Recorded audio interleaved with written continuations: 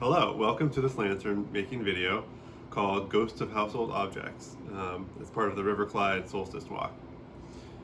And so for this lantern making workshop, we're going to use things that we might have around our house and use them to make different lanterns that we can use to think about the time of the year and our place in the world. I think this time of year, around the solstice, it's a very dark time, so it's a lot of thinking about darkness and light, and so lanterns is a great way to sort of bring light into that dark time. And these lanterns, because of the way that they're made, will have different layers and different shadows that the light will reveal. So the light will sort of reveal some of the patterns and text and things that we'll put in the lanterns. This time of year also has at least me thinking a lot about consumerism and the amount of material and things that come into our lives, because we live in a growth economy, and so there's a lot of stuff that is always around. And thinking about ways to sort of like contemplate that, both the positive aspects of that, the things that bring us joy, but also the negative aspects of that on ecosystems, the waste that comes from all the things that we consume. Because this lantern making workshop uses things that are around your house, you can use this as an opportunity to reflect on the things that you have that might bring you joy, but that also might be things that might not be around in the future if we change the way that we live in response to sort of ecological issues and climate change and things like that. So I'm going to use this orange juice bottle to make a lantern today. And what I think about when I see this orange juice bottle, well, the first thing I think about is Florida and California, places that are really impacted by climate change. And that might not, the orange juice that's easily accessible might not be a part of my future with flooding, hurricanes, and forest fires. So who knows? The other thing is I think about this plastic that came into my life when I bought this orange juice. And the plastic will only be in my life for a short period of time, a few days, but then it might go to a landfill for thousands of years. It might end up in the ocean. It might get burned. It might get recycled, but we don't know about that. And so this is just an opportunity that I'm going to use to sort of think about sort of the joy and the grief that comes along with having some orange juice. And we'll make a lantern to explore that. So the first thing we're going to do is take the bottle and cover it in some sort of plastic. So I like to use you can use an old shopping bag. I have this plastic, which something I ordered in the mail came in. You can also use a trash bag and then reuse the trash bag later. So yeah, it's always tricky with all the plastic in our lives, but you can reuse something that you probably might be around your house for this, so you don't need to use anything new. So what you're going to want to do is totally cover this in plastic. So I'm just going to wrap it up here, and then what I would do is use a few little pieces of tape to secure it on there.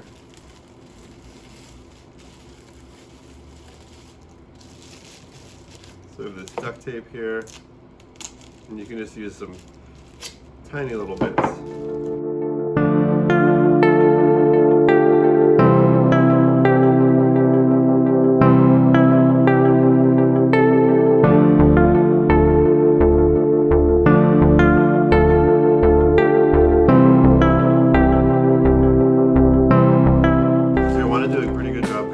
Especially if it's something that you don't want to get glue on, but you probably don't want to use something if you're not willing to get some goop on it that we're going to make right now. So it'll be a mixture of glue and cornstarch, and if you don't want to get that on your object, then I would choose something else. Alright, so first we're going to make some goop, which is what we're going to use to attach the fabric to our mold. So what we're going to use to make this is 2 cups of boiling water, which are in this pot. And into this 2 cups of boiling water, we're going to add 1 cup of cold water. But first, into this cold water, we're going to mix 2 big scoops, about 4 tablespoons or so, of cornstarch. All right, scoop like that. And another scoop like that. and then mix it into the cold water so that it's all mixed up. It's pretty easy to mix. And then you take this whole thing. Once this water is hot, and you just pour it right in, and then stir it, just like making gravy. And it'll be, after a minute or two, it'll go from being that white color to a more clear color. So this we cooked for a minute or two, few minutes, just let it boil. And then now what we're gonna do is we're gonna mix this 50 parts, equal parts of this goop and glue. So I'm using wood glue, but you can also use a white glue, an Elmer's glue, something like that. So I won't make too much right now, but I'll just pour this. You have to do this while it's still hot. So you pour that in there, and then just eyeball it. You just eyeball it here. So you got about 50-50, like that, and then make sure to mix it up quick. And there we have our perfect goop.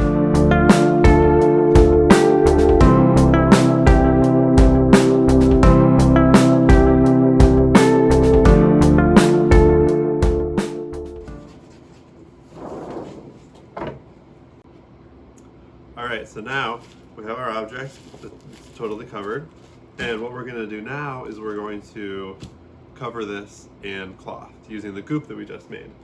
So the cloth, the types that you might use, you could use sort of old bits that you have around the house. You can use scraps, you can use old bed sheets. Cotton works best, but you can play around. Different colors will let light through in different ways. The lighter the sheets, the better. So like a white or cream color will let more light through, and warm colors tend to let more light through than cool colors. So this, you could even, if you're using old shirts, so you can use old clothes if you'd like to. I think woven stuff works better than stretchy cloth, but something like this, maybe you had an old flannel shirt that's torn, you can try using that for your lantern as well, and those patterns will show up in the lantern that you're making. So you can kind of use whatever cloth that you might have to make these lanterns. I have this sort of really light cotton cloth, some scrap that I have that I'm going to use for this, and we'll go through that right now. Using the goop we just made, if you recognize that, it's cooled down a little bit, but you can see it has a little bit, it's a fun texture. It's a little bit thinner than the regular glue, but it'll work pretty well. Great, so I'm going to take my cloth. Kind of don't really need the spoon that much anymore. And you can get this cloth, get some goop all over it. So if you've done paper mache before, this is very similar to paper mache, but using cloth. So you're gonna put a layer on.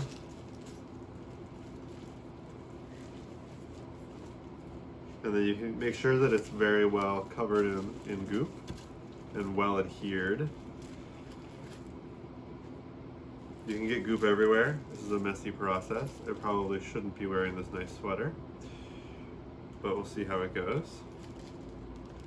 Be very careful here.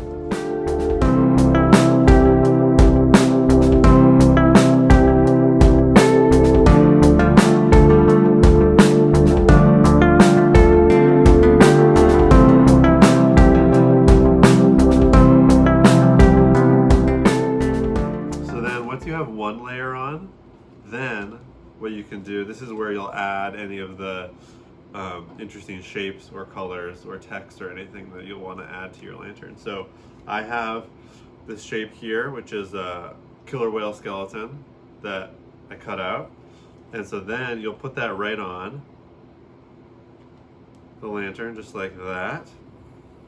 And then you don't need to cut shapes as intricate as this. You can cut big shapes, circles, squares, You can cut anything that you might want to have revealed by light. So another option is you can do text. So I have a poem printed out here that you can put on here. And so that will be hidden by the next layer of cloth. And then when you turn the light on, you'll see those come through. So any secrets or anything like that that you want to have pop out when the light turns on, that you'll add this, and then it'll be covered up by another layer of cloth. So we'll go ahead and do that. You can actually add the cloth without getting it goopy. So you can put the second layer right on top of that sticky first layer. You'll do this all at once before anything dries.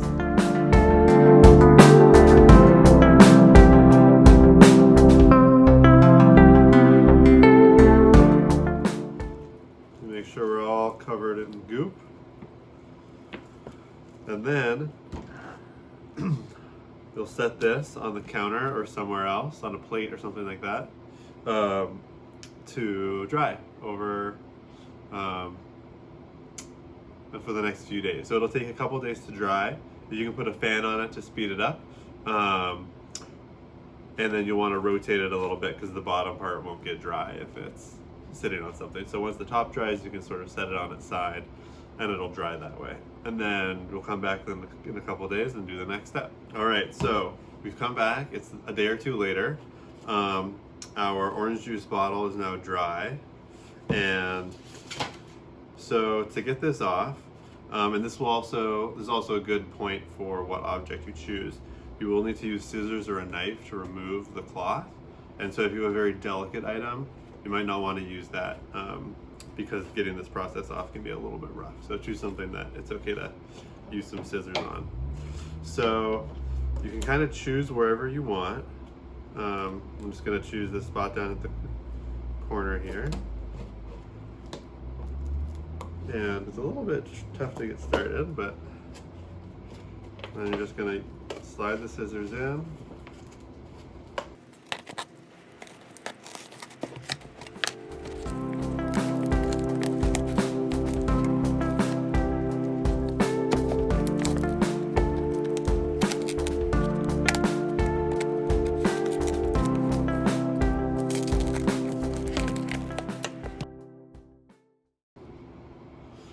So you want to make sure that the line that you cut, you'll be able to get the object out. And if you need to cut it into two pieces, that's okay too. It's just a little trickier to put it back together. But here I cut along the bottom and then all the way around to the top. So hopefully I'll be able to get the orange bottle out of here. So you can kind of twist it about. It's flexible, and because it's cloth, it can kind of put up with being twisted around. So there we have our lantern. And so the next step is we're going to sew this up. But before that, if you're impatient like I am, you can take a light bulb or whatever light you're going to use in your lantern and stick it inside and see. So you can see here I have this silhouette that I cut out that we put on earlier. That is, you can see really well when the light's on, and you can tell when it's off, you can't really see it. But then when it's on, it's revealed. So anything you put in there is going to be kind of hidden until the light turns on. And then over here you can see the text, which is also tough to see, but you can see the light and is illuminated when the light's on. And this is a Ursula Le Guin poem from Wizard of Earthsea. It says it's a thematic for the lanterns. Only in silence the word, only in dark the light, only in dying life, bright the hawk's flight on the empty sky. So something like that. So now I'll show you how we sew these up, and then they'll be ready to go.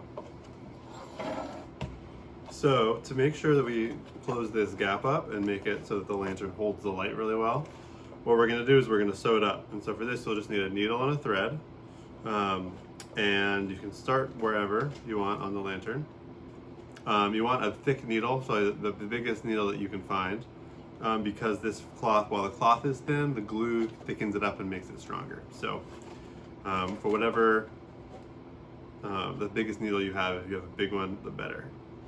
And you'll also want to make sure to leave a little gap for whatever light you're going to use. So if you're going to use your phone as the light, then you can just leave a slit at the bottom somewhere, and then you can slide the phone in, and then that can be your light source.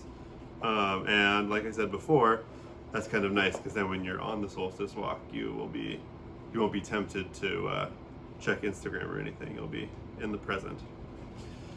And you also don't have to buy anything new. It's something you already have that will provide the light.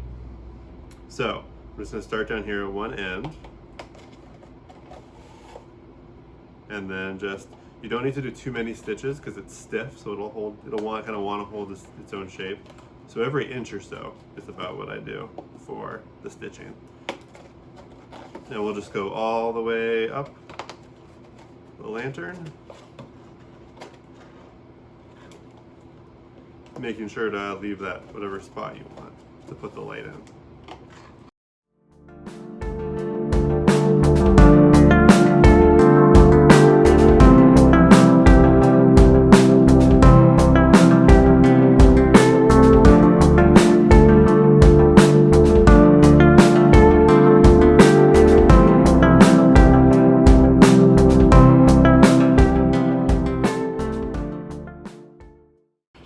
And so then once you get to the end of sewing, you'll just tie a knot, any knot, your favorite knot. I just do a couple loops around just to secure the string. And I'm using a pretty heavy thread. This is kind of an embroidery or a crochet thread. Both of them are pretty strong. You can use a twine or string as well. Then just snip it, and there you have your lantern, ready for a light. For these lanterns, you can use one of the candle lights that Ian showed in his video. You can use LEDs. You can use any sort of light, like a headlamp you could put in there, or a flashlight. But what I like to use, and what's easy, and what you might already have, is a phone with a flashlight. And so what you can do with this one, on the bottom there's an opening, and you can stick your phone right in there, and that becomes the lantern light. So you can see with that phone in there, this is a really nice light. You can see the skeleton really well in there. You can see the text, and you can see the different layers of cloth that really have a nice texture. So this, and just like in Ian's video, you can put a string through this, and you could attach it onto a stick to carry.